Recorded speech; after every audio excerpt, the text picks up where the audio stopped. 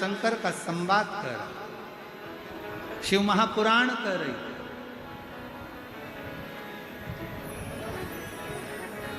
नग्न वेशधारी, भिक्षुक, जटा जूट बांधने वाला, भस्म रमाने वाला, इसको पति मिले, इसको ऐसा पति मिले।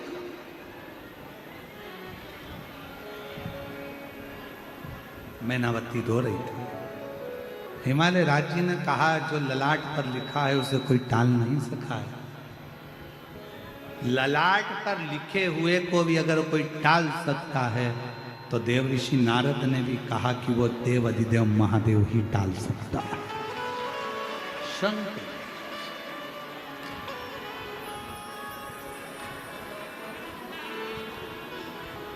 वो शिव के सिवा कोई नहीं। मेरी जीजियों, मेरे जीजाओं, मेरी बेटियों, बेटाओं, मेरी माताओं, मेरे भाई,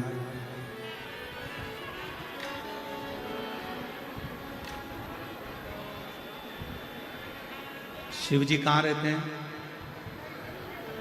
कौन सा पर्वत? जम के बोलो, आवाज नहीं आई। और थे कैलाश।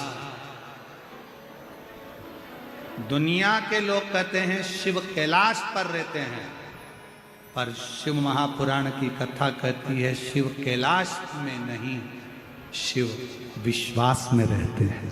आपका आप जितना भरोसा करोगे, आप जितना विश्वास रखोगे, जितनी दृढ़ता रखोगे, शिव तुम्हारे सामने, शंकर तुम्हारे सामने। आप विश्वास की दृढ़ता बनाओ। एक लोटा जल लेकर भगवान शंकर के मंदिर जाते हो तो भरोसा रखकर जाना कि मेरा काम मेरा शंकर करेगा। श्री शिवाय नमस्तुभ्यम का जाप करो तो इतना विश्वास रखना कि मेरा शंकर मुझे संभाल लेगा। घर के दरवाजे पर अगर श्री शिवाय नमस्तुभ्यम लिख रहे हो तो ये विश्वास, स्लिप चिपका रहे हो तो ये विश्वास के साथ चिपकाना कि ये घर अब मेरा नहीं है, ये मेरे शंकर का है और इसमें जो होगा वो शिव का। जिस गाड़ी पर श्री शिवाय नमस्तुभ्यम लिखा है उस गाड़ी को चला रहे हो तो ये सोचकर चलाना कि इस गाड़ी को मैं नहीं, मेरा शिव चला रहा। यहां कोई दूसरा नहीं है, सब वही।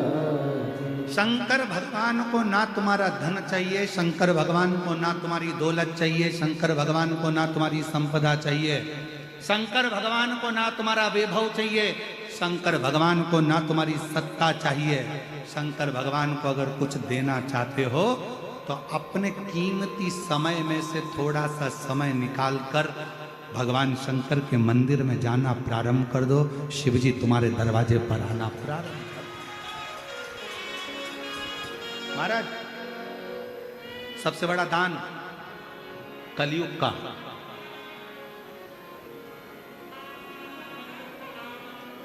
उत्तर दो। कलयुग का सबसे बड़ा दान कौन सा है? कलयुग का सबसे बड़ा दान कौन सा है? जल्दी उत्तर दो रे भीड़ वाले। अच्छी बढ़िया साड़ी वाड़ी कस के आधी कमरिया पे साड़ी आ भाई, भीड़ वालों की बात। बोलो, कलयुग का सबसे बड़ा दान कौन सा है? कलयुग का सबसे बड़ा दान है वक्त का दान, समय का दान। पत्नी को पति से कोई दौलत नहीं चाहिए, पत्नी को पति का थोड़ा सा समय चाहिए। भाई को बहन, बहन को भाई से समय चाहिए। आज के जमाने में धन तो बहुत होगा, पैसा भी बहुत होगा, गाड़ी बंगले भी बहुत होंगे, जमीन जायदाद भी बहुत होगा। कलयुग में सब कुछ होगा।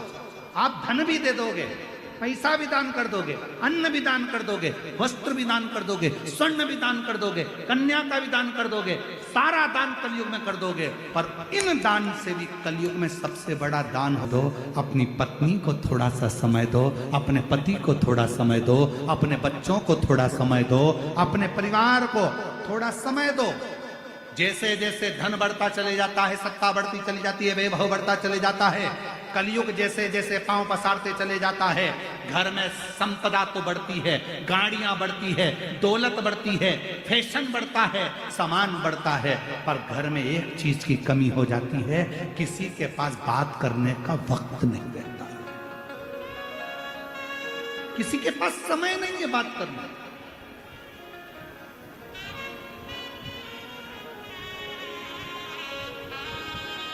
थोड़ा समय दीजिए, थोड़ा सा समय देने का प्रयास करिए। एक अच्छे रिश्तों को निभाने के लिए समय का दान, वक्त का दान बहुत जरूरी है। यहाँ क्या कर रहे हो आप लोग? चाकरवाड़ी में आकर क्या करा आप लोगों ने?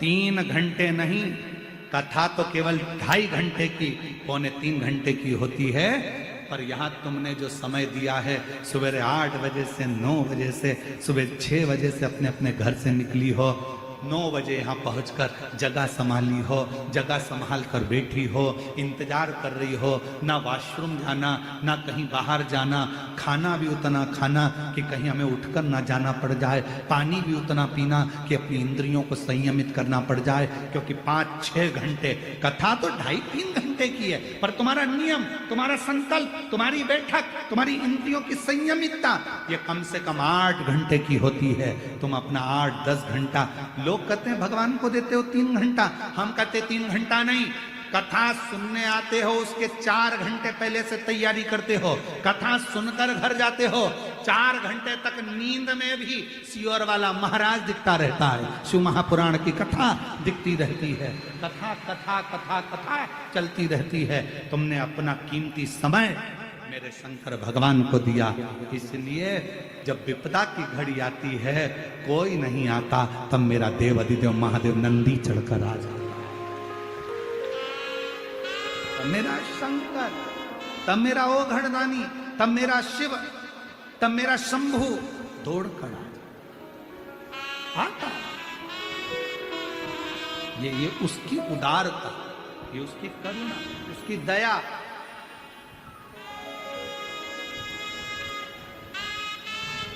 और शंभु शरणे मांगू घड़ी रे दुख काटो दया करी। पार्वती जी के ललाट पर लिखा था कि पति ऐसा मिलेगा, पर पार्वती जी ने अपने पिता के मुख से सुन लिया, जगत में सबसे बड़े 2 गुरु होते हैं, जगत में सबसे बड़े 2 गुरु होते हैं, पहले नंबर पर माँ और दूसरे नंबर पर पिता। माँ पहले नंबर का गुरु होती है और पिता दूसरे नंबर का गुरु होती है। माँ ने देव ऋषि नारद के सामने कह दिया, अगर मेरी बेटी की किस्मत में ऐसा लिखा है तो मेरी बेटी शंकर की आराधना करेगी, और शिव की आराधना अगर मेरी बेटी करेगी तो मेरी बेटी किसी दूसरे की नहीं, शंभू की हो जाएगी। जो शंभू का हो जाता है उसके पास कोई कमी नहीं। मेरी बेटी शंकर की होगी, मेरी बेटी ओघड़दानी की होगी। और कितना विश्वास था पार्वती जी का, कितना भरोसा था। शिव जी पर भरोसा कर लिया, भरोसा।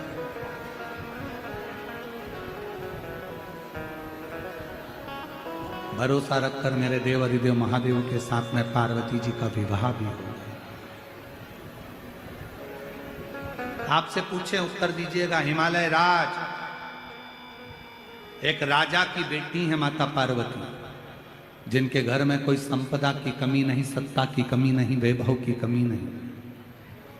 कन्यादान में ढेरों संपदा दी होगी मेरे हिमालय राज ने, पर शंकर भगवान कुछ नहीं बोले, पार्वती जी ने एक भी कन्यादान की सामग्री अपने साथ, इतने में मैनावती से पार्वती जी ने कह दिया, ये दौलत जो कन्यादान में दी गई है, ये हो सकता है कि 4 दिन में पूरी नष्ट हो जाए, पर मेरा पति अगर मुझे रूखी रोटी भी खिलाएगा, वो सुख मुझे 5 स्टार होटल जैसा प्राप्त हो जाए, वो सुख मुझे मिले। हाँ, कभी कभी सहेलियों के घर का ठाट देखती है ना, तो पार्वती जी को भी लगता है लक्ष्मी जी के घर का ठाट देखता।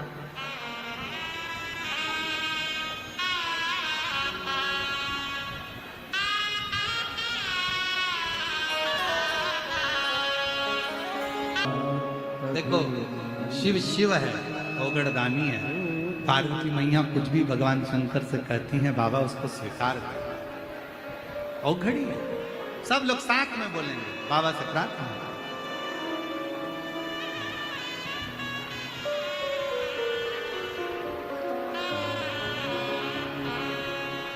श्री शिवाय नमस्तुभ्यं, श्री शिवाय नमस्तुभ्यं, श्री शिवाय नमस्तुभ्यं, श्री शिवाय